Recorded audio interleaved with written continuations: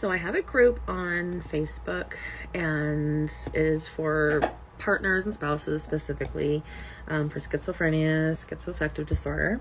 And one topic that comes up a lot, especially for newer members, is how do you get your spouse to realize that they need help and that they're sick? And it was really tough. When I first met John, he was years away from a diagnosis.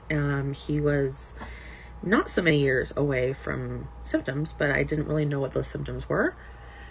So it wasn't until, I don't know, 5 years into our relationship, maybe longer, that I finally realized that this is a real problem, not just an anxiety issue, but like more than anxiety. And I tried to figure out a game plan to get him to see a doctor.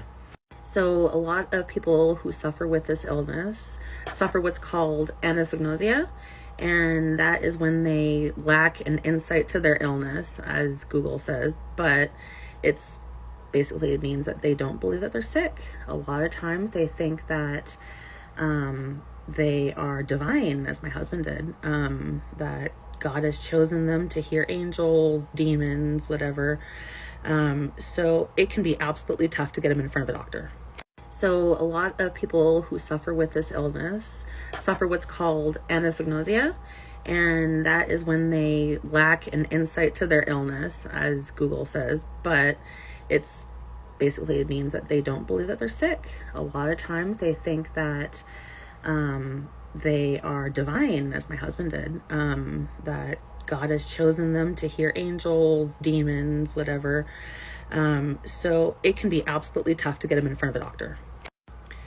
So after a lot of back and forth of, you need to see a doctor, and no, I don't, and I don't have schizophrenia, and you don't know what you're talking about, you're not a doctor, and there was a lot of that.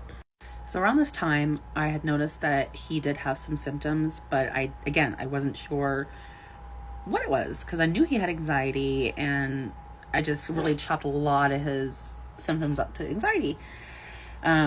But then when we had moved to a different house, and I did notice that all these types of stresses, good stresses even, brought out symptoms. Well, this time he was not able to sleep. He was starting to get agitated and yelling at people who weren't there. And that's when I was like, okay, well, now here we are. It got so bad for him. One night I came out from the bedroom. He was sleeping in the living room. And I came out because I heard him, kind of whining, crying, talking, he seemed kind of agitated. And I walked up there and I said, "Are you okay?" And he turns his head at me and he just looked at me, and it didn't look like him. It just looked like someone else. He's like, "Tell your dad to leave me the fuck alone." And I was like, and now my dad's been dead for, at this point, I think at that point he'd been dead for like 5 to 7 years. I don't remember what year we're talking about, but it had been a long time.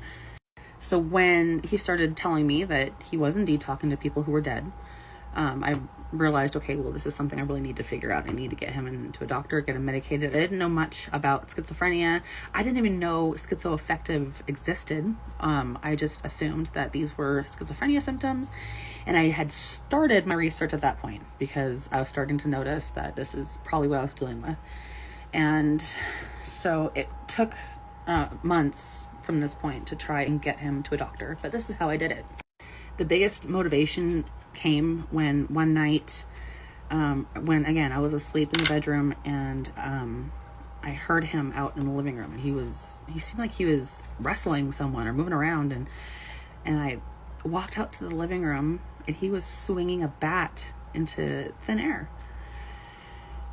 He didn't see me, and he's just swinging, "Get away from me, get away from me." And I'm like, "John," and he looks, and he swang, and I ducked.